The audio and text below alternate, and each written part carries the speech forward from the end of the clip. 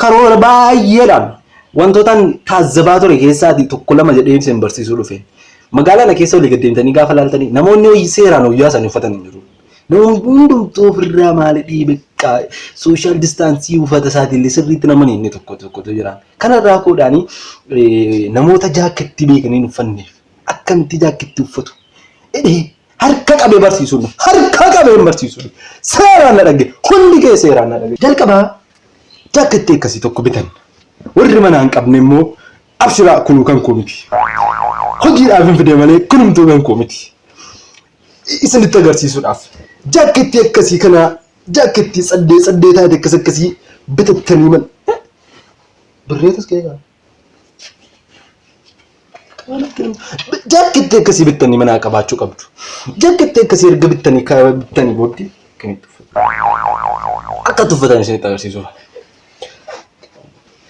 Harka tokkos keessa erga baastanii booddee harka lammaffaa yaaddeena. Harki lammaffaan kunoo siraaf. Keessa guddaan keessa baasu. Meel tokko hundi keessan keessa baasuudha. Keessa baasu. Erga akkas goonee raanni booddee. Kondomii?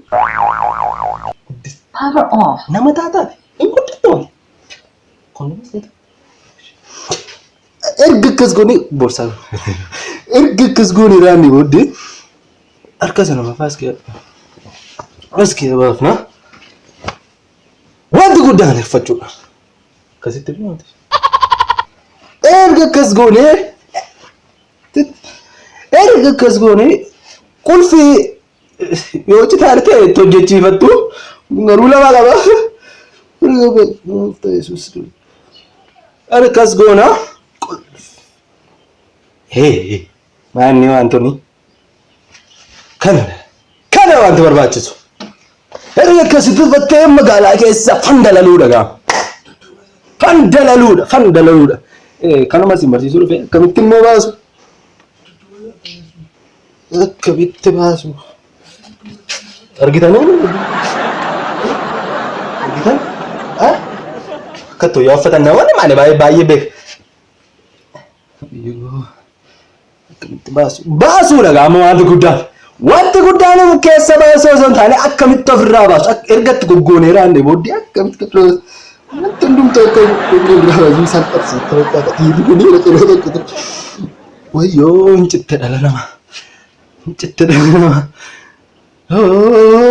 Sinin barsiisanii lafkoo lafkoo. Yoo.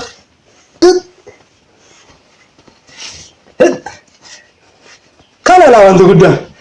Erga akkasitti baasuun barbaachisaa. Amma jaakkeetti waan bitaa